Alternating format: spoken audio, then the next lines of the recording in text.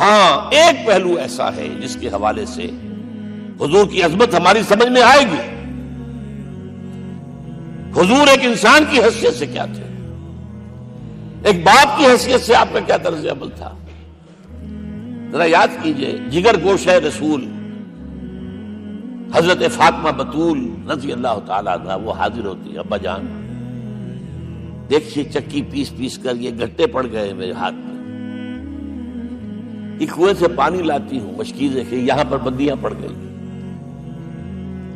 حضور اب تو عام لوگوں پر بھی آسانیاں ہیں, لوگوں کے ہاں غلام آ گئے ہیں, کنیزیں آ گئی ہیں, مال و دولت آ گئی ہے, مجھے بھی کوئی غلام کنیز عطا ہو جائے. اور آپ کو معلوم ہے یہ لخت جگر نور چشم محمد کی سب سے پیاری بیٹی صلی اللہ علیہ وسلم, کوئی شک نہیں اس میں, فاطمہ کیا بیتی ہوگی حضور کے قلب پر.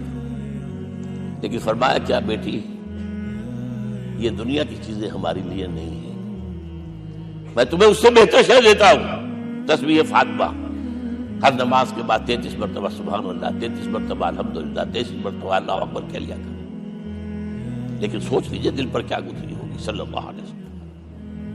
حضرت عائشہ سے پوچھئے, حضرت خدیجہ سے پوچھئے حضور کیسے شوہر تھے, آپ سے زیادہ خواتین کے حق میں نرم, گھر کے کام کا جھاڑو دے رہے ہیں, کپڑے جو ہیں بوسیدہ انہیں سی رہے, گھر میں بیٹھے ہوئے یہ کام کرتے تھے. بہرحال ایک بات میں آپ سے عرض کروں, آپ انسان کی جس حیثیت کا بھی ذہن میں تصور کریں گے وہ ساری حیثیتیں محمد میں موجود ہیں صلی اللہ علیہ وسلم. محمد حاکم کی حیثیت سے بھی ہے, محمد سب سالار کی حیثیت سے بھی ہے, محمد قاضی القضات بھی ہے, محمد ہیڈ آف دی اسٹیٹ بھی ہے,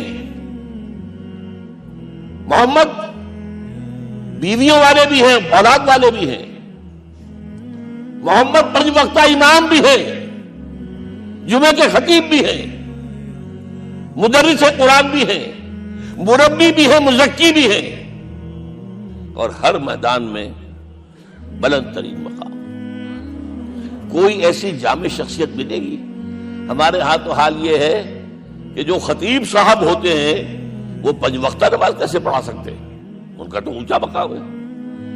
5 وقتہ نماز کے لیے تو علیحدہ چاہیے امام آپ کو, اور وہاں بھی ایک امام سینئر ہوگا وہ عشاء مغرب اور فجر پڑھائے گا, ایک جونیئر ہوگا بیچارہ وہ جو خاموش نماز ہے وہ پڑھائے گا.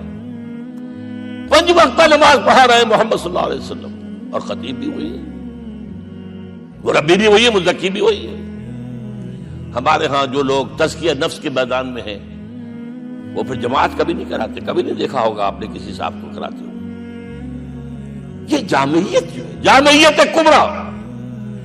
میں صرف ایک بات کہا کرتا ہوں, ایک اعتبار سے حضور کا اسوہ نامکمل ہے. آپ مجھے سوء ادب کا مرتکب نہ قرار دے دیں. اسوہ کیا ہے؟ عورت کے لیے اس کی اپنی نسوانی زندگی کے لیے اسوہ آپ میں نہیں ہے. آخر نصف انسانیت ہے, اسے بھی اسوہ چاہیے. یہ ہے جس کی وجہ سے حضور نے شادیاں کی ہیں زیادہ. خواتین کے لیے اسوہ حضور کے ازواج مطہرات ہیں, اور ان میں سب سے بڑھ کر جو بالکل یوں سمجھیے کہ آغاز کے اندر نوجوانی میں آ گئی ہے حضور کی خدمت میں, نہایت ذہین و فتید. انہوں نے پھر عورت کی زندگی کے لیے حضور کا جو طرز عمل تھا وہ انہوں نے بیان کیا. اس لیے سورہ احزاب کے اندر اس کا تذکرہ ہے, جہاں یہ آتا ہے لقد کان لکم فی رسول اللہ اسوۃ حسنہ, وہیں پر یا نساء النبی لستن کاحد من النساء, اے نبی کی بیویوں تم عام عورتوں کے مانند نہیں ہو, تمہیں تو اسوہ بننا ہے امت کے لیے. اب اس سے اگلا قدم میں بڑھا رہا ہوں آگے, اور اس کے ساتھ جڑ جائے گی تیسری بات.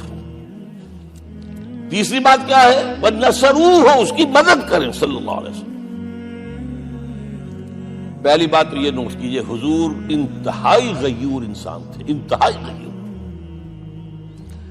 یہ کہا جاتا ہے کہ اگر حضور گھوڑے اس پر سوار ہوتے تھے اونٹ پر, اور آپ کا کوڑا نیچے گر گیا, تو آپ یہ کسی سے نہیں کہتے تھے کہ ذرا یہ میرا کوڑا مجھے پکڑا دینا, یہ بھی گوارا نہیں تھا. آپ اونٹ بٹھا کر نیچے اتر کر اپنا کوڑا خود اٹھاتے تھے. کسی سے اپنے ذاتی کام کے لیے کوئی مدد مانگنا امکان ہی نہیں. بلکہ ایک واقعہ تو وہ ہے جب بھی میں تذکرہ کرتا ہوں میری آنکھوں میں آنسو آ جاتے ہیں. یہ ہجرت کے وقت کا واقعہ ہے. آپ کو معلوم ہے حضور نے تمام مسلمانوں کو مکے سے جانے کی اجازت دی، چلے جاؤ مدینے، چلے جاؤ مدینے. آپ خود تھے موجود، اس لیے کہ رسول اپنے مقام کو نہیں چھوڑ سکتا وداؤٹ ایکسپریس پرمیشن فرام اللہ سبحانہ وتعالی.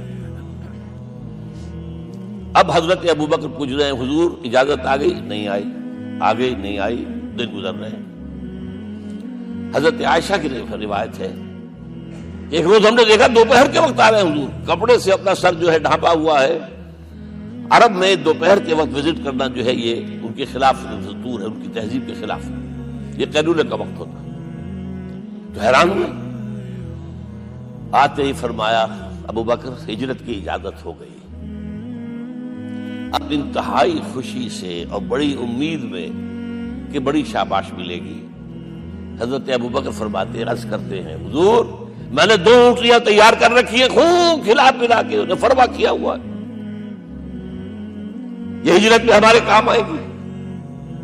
حضور تھوڑا سا توقع فرماتے ہیں، پھر کہتے ہیں اچھا ٹھیک ہے ایک میں استعمال کروں گا لیکن میں اس کی قیمت ادا کروں گا. حضرت ابوبکر رو پڑے. حضور مجھ سے یہ مغایرت، سائے کے طرح کے ساتھ رہنے والا، اس سے یہ مغایرت، ذرا سے اشارے پر اپنی کم سن بیٹی پیش کر کے نکاح کے اندر، اس سے یہ مغایرت. رو پڑے. لیکن حضور کی اپنی غیرت تھی، میں قیمت دوں. اب بتائیے مدد کا کہ یہ درکار تھی؟ مدد تھی ان کے مشن کے لیے. مشن 2 حصوں میں تھا. اس کو جانیے، آج کچھ علمی باتیں آ رہی ہیں. حضور کے مشن کے 2 حصے، ایک ابتدائی جو تمام انبیاء اور رسول کا تھا، ایک تکمیلی جو صرف محمد کا صلی اللہ علیہ وسلم. ابتدائی کیا ہے؟ اللہ کی طرف دعوت، تبلیغ. جو دعوت قبول کر لیں ان کے لیے بشارت، بشیر کہ تمہارے لیے آخرت میں جنت ہے، دیوتے ہیں. رد کر دیں ان کے لیے نذیر، خبردار کرنے والے، جہنم کے لیے تیاری کر لو. داعی اللہ، اللہ کی طرف بلانے والے. سراجا منیرا، روشنی کے چراغ. یہ حیثیتیں مشترک ہے تمام انبیاء کرام.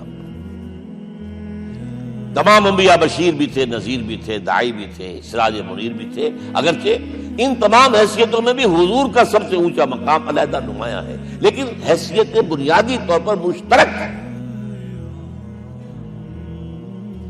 ایک حیثیت تکمیلی، اور وہ کیا ہے؟